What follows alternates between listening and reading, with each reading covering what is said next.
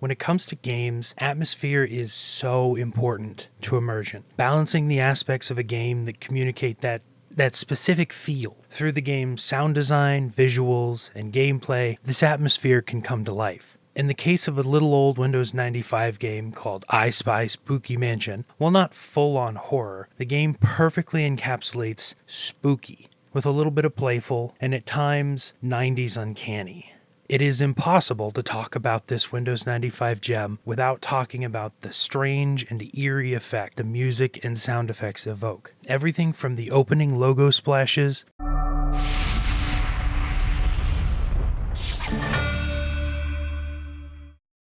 to the intro to the game itself,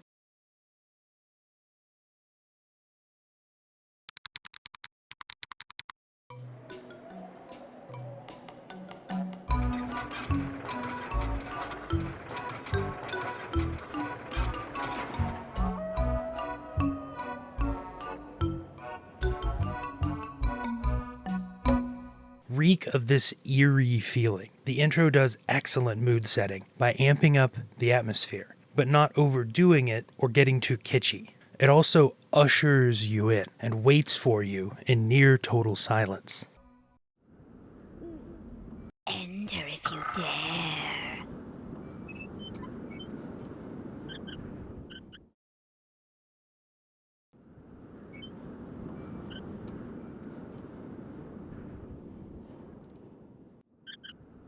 The game reserves its music for the intro, completion of puzzles,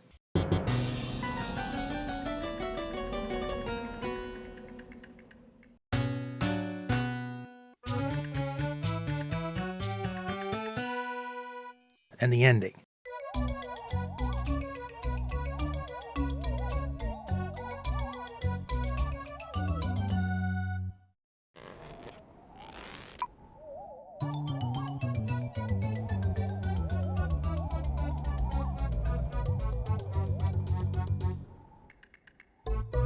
The rest of the time, you're pointing and clicking around the mansion with only the sound effects setting the mood. 1 lizard tail. 2 lizard tails.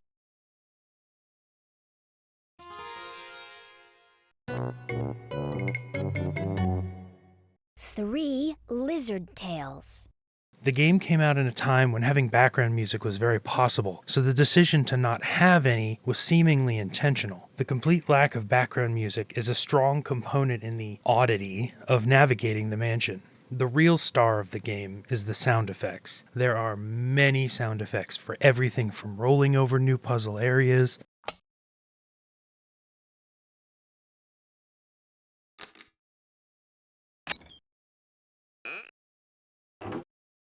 clicking into those areas, to every single interaction with the items that you must find.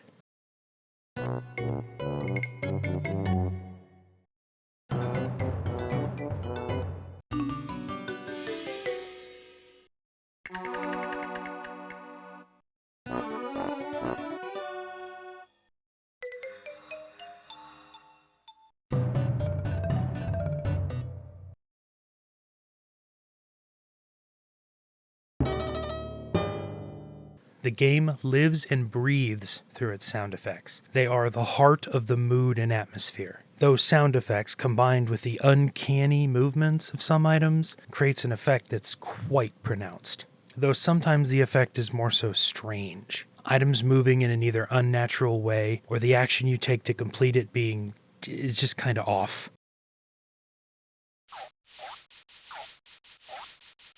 1 yellow tail.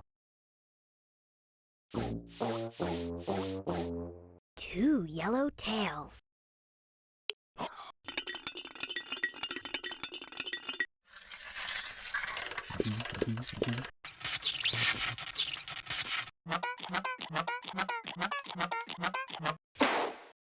'But even these contribute to the oddity of the mansion. This empty mansion is somehow full of life.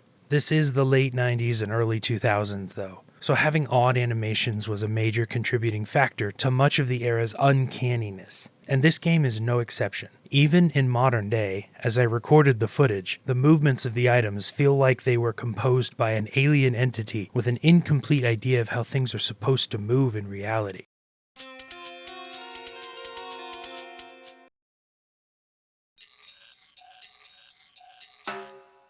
A finger hook.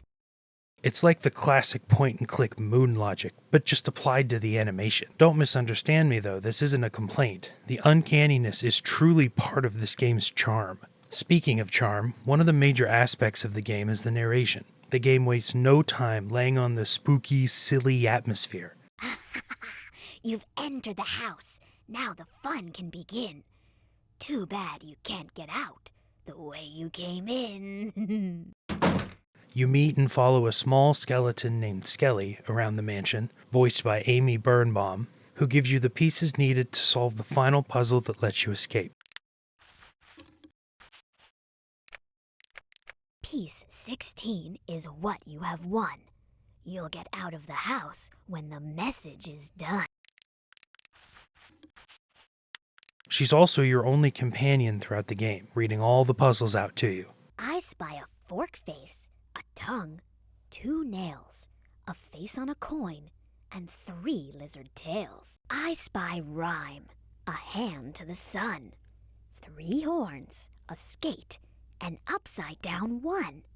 The riddles in the source material, i.e. the books, are perfectly mirrored in the clever rhymes and silly ways of describing things that you must find. A steamy head. A hand to the sun. A cobwebby name.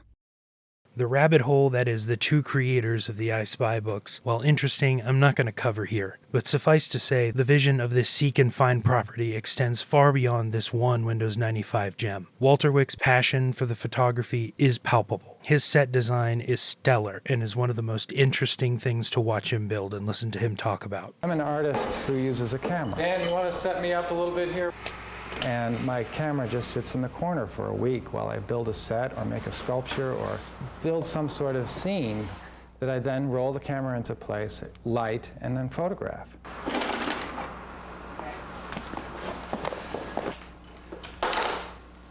The scene has to really come alive. It really has to be very exciting.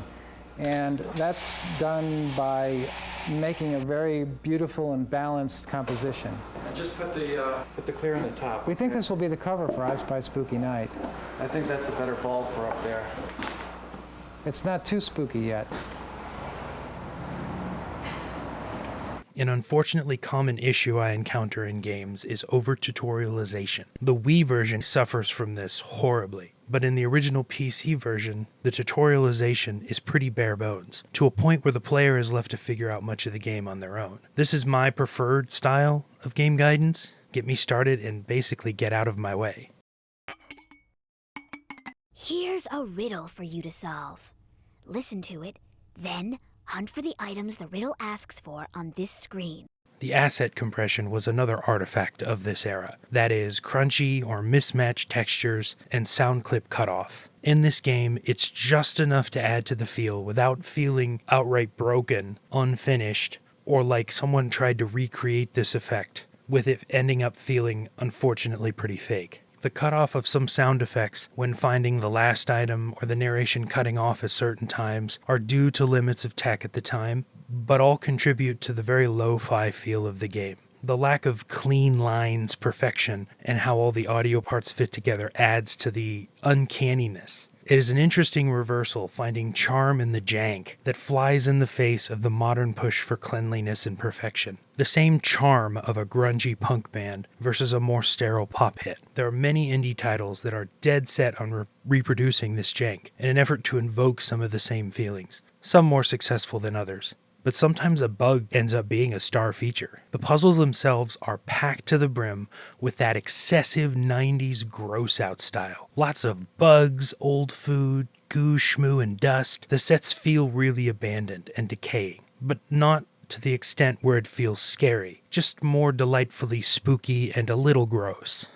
I personally did not grow up with, or even know about, the other versions of this game until much later in life. The Deluxe, Wii, and iOS versions are pretty radically different from this first outing. Unfortunately, the latter two lack a lot of the same atmosphere. The Wii version in particular has the sheen of the Wii era's over-reliance on 3D graphics, seemingly just for the sake of it. The assets are so poorly produced, they feel like they belong in a PS2 or GameCube game. These versions were developed by a completely different studio, and it shows. The iOS version is trapped in the middle ground of using some of the PC's graphics, but also implementing the Wii's desire to modernize the game. The restrictions of using a small touchscreen on the iPod Touch did not lead to clever use of the space, but forced the player to pinch and zoom in to find things. And like the Wii, hiding the riddle in a menu, making you constantly have to pull it up to remember what things in the riddle you're even looking for. It really goes to show that the use of space is totally dependent on the cleverness of the developer. The ability to clearly display a game in Windows 95 but have it hamstrung on the Wii is extremely telling.